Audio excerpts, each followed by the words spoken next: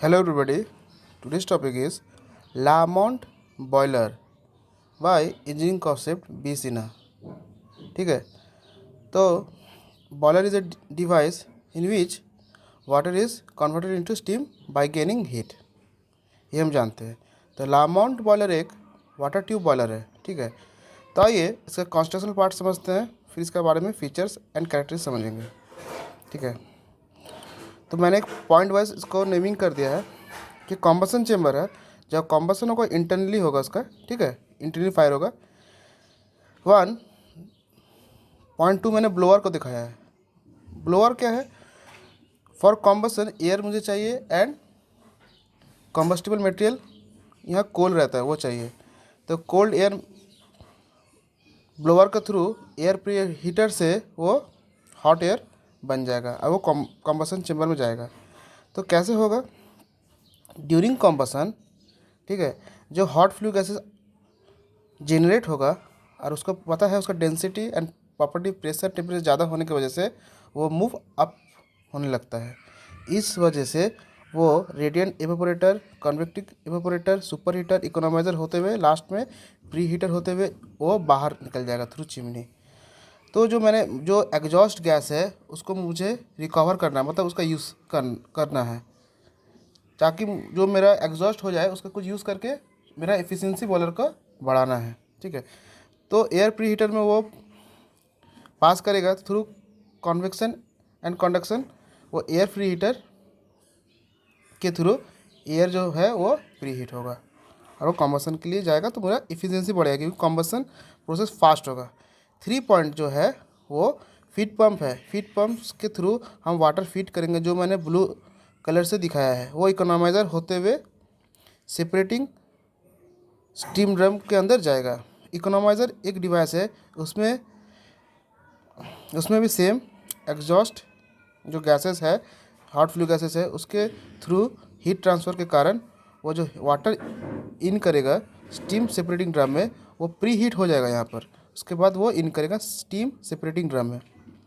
Again उसके बाद फिर वाटर यहाँ से आउट होगा मीन्स वो पंप करेगा सर्कुलेटिंग पंप.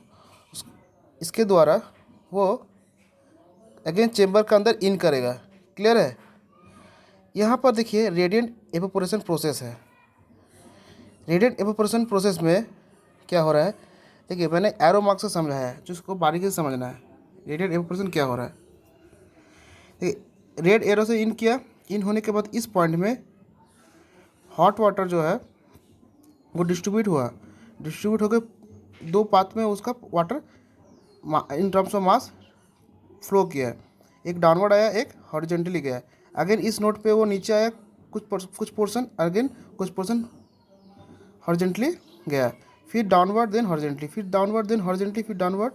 ठीक है, जो डाउनवर्ड आया और यहाँ और वर्टिकली डाउनवर्ड आया हॉरिजॉन्टली, अगेन वो मिल के कुछ क्वांटिटी बढ़ के वो फिर अगेन आया. सिमिलरली इस पॉइंट में, सिमिलरली इस पॉइंट में, सिमिलरली इस पॉइंट में, अगेन वो आके फिर अप होके फिर कुछ portion of mass of hot water वो ऊपर जाएगा. फिर इस प्रोसेस में, इस रेडिएंट एवेपोरेशन में ये नीचे आएगा. तो इसमें क्या हो रहा है देख रहे हैं, जो पानी है, जो हॉट वाटर है, वो मैक्सिमम टाइम के लिए यहीं पर सर्कुलेट हो रहा है. तो ये मैक्सिमम टाइम वो इस पाइप के अंदर रहेगा और हॉट फ्लू गैसेस का उसके थ्रू से पास करेगा. तो convection and conduction heat transfer के थ्रू वो हीट गेन करेगा. अगेन वो ऊपर जाएगा, इस जो मैंने कलर से दिखाया है, फिर कन्वेक्टिव एवेपोरेटर से वो पास करेगा. सिमिलरली यहाँ भी हीट ट्रांसफ़र होगा, heat gain by hot water through hot flue gases. Again वो इस पाथ से थ्रू वो नीचे आएगा. ये जो कर्व पाथ होने से क्या होता है, वो उसका जो टाइम है मूवमेंट का वाटर का, वो थोड़ा सा ज़्यादा हो जाता है. तो इस कारण से उसका हॉट फ्लू गैसेस से हीट ट्रांसफ़र का रेट टाइम ज़्यादा हो जाता है, तो वो मैक्सिमम हीट गेन कर सके. अगेन वो यहाँ पहुँचते पहुँचते 9 पॉइंट में वो ड्राई सैचुरेटेड स्टीम कन्वर्ट हो जाता है. वो जाके सेपरेटिंग ड्रम में पहुँचेगा. यहाँ ओनली स्टीम सेपरेट होके अगेन सुपर हीटर से क्रॉस करेगा. सुपर हीटर से क्रॉस होके वो super heated steam prime mover में जाएगा और वो वर्क देगा. तो इसका कंस्ट्रक्शनल पार्ट समझते हुए इसका मैंने सारा चीज़ एक्सप्लेन किया। क्लियर है। अब economiser, super heater, evaporator, air pre heater, इसको मुझे समझाना है क्योंकि ये कैसे होता है, कैसे वो हीट ट्रांसफ़र हो रहा है। तो आइए हम समझते हैं। Air pre heater, economizer, super heater, evaporator.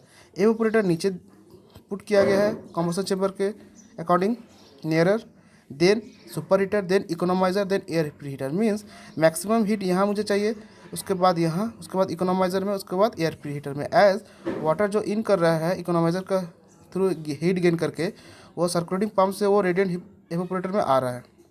Clear है। तो यहाँ मुझे स्टीम कन्वर्ट करना, मैक्सिमम हीट यहीं चाहिए। क्लियर है। उसके बाद उसे सुपर हीट करने के कारण उसके और थोड़ा सा हीट देना है।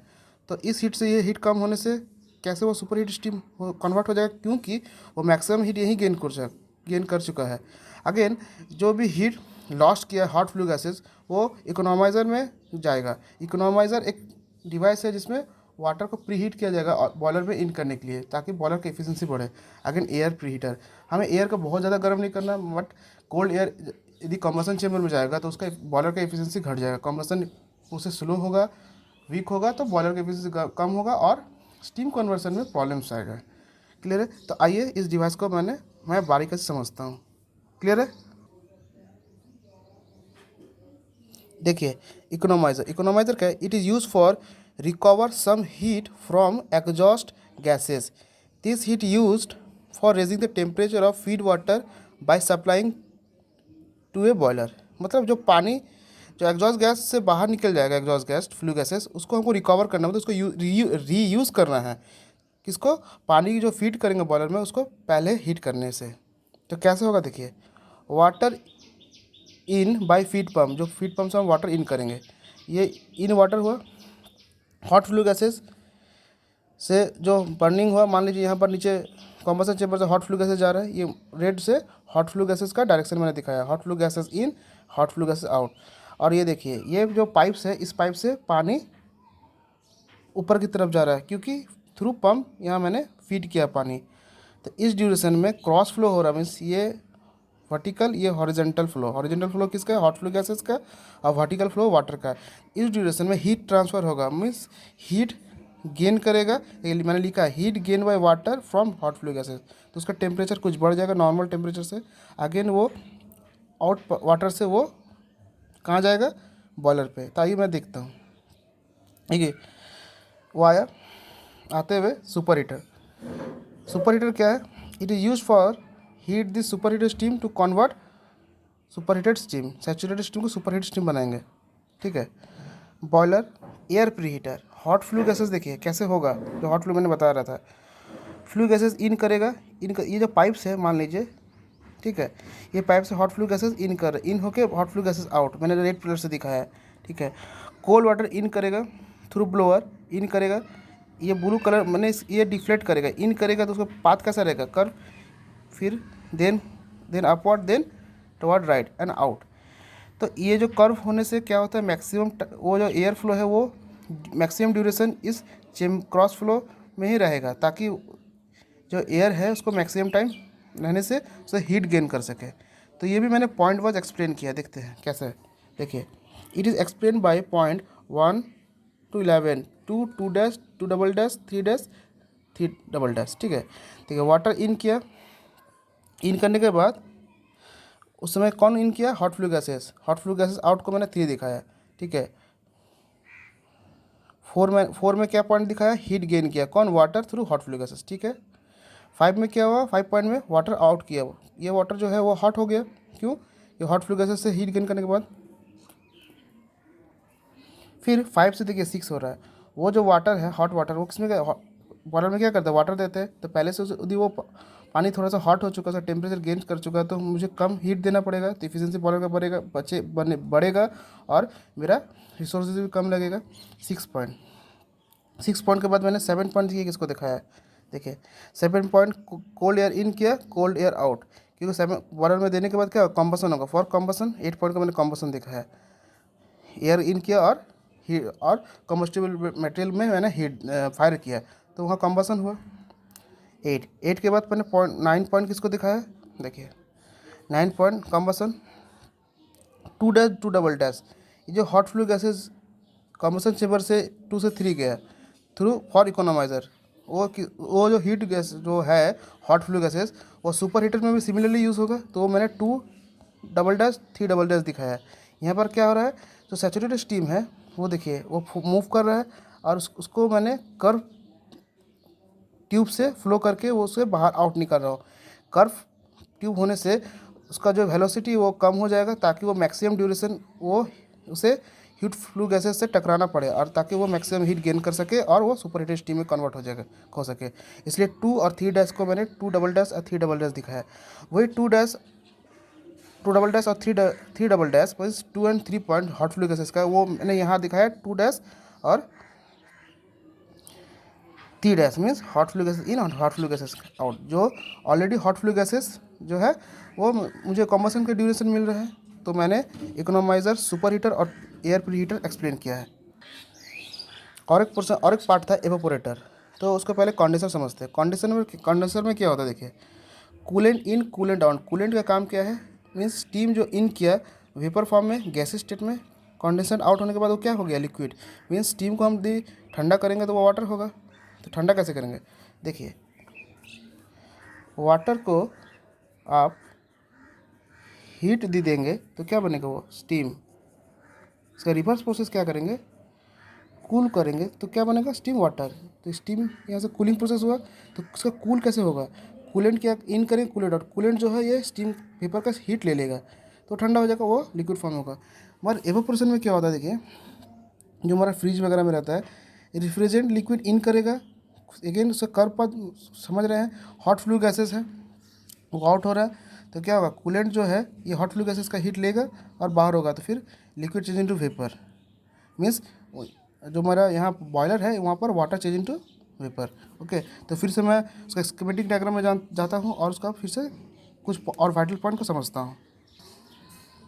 यहाँ पर देखिए फीड पंप के थ्रू वाटर इन किया गया है, इस वजह से इस बॉयलर को high pressure forced circulation water tube boiler भी कहते हैं। मीन्स हाई प्रेशर के थ्रू सर्कुलेशन वाटर फीड किया जा रहा है, ठीक है। La Mont boiler is also called as water tube boiler because water is inside the tube and hot flue gases surrounding to it, and it is also a high pressure boiler as because pressure generated capacity of this boiler of steam is 170 bar and steam generation capacity of about 50,000 kilogram per hour, means 1 hour में 50,000 kilogram of steam generate कर सकता है from water, और temperature जो generation होता है वो 773 kelvin.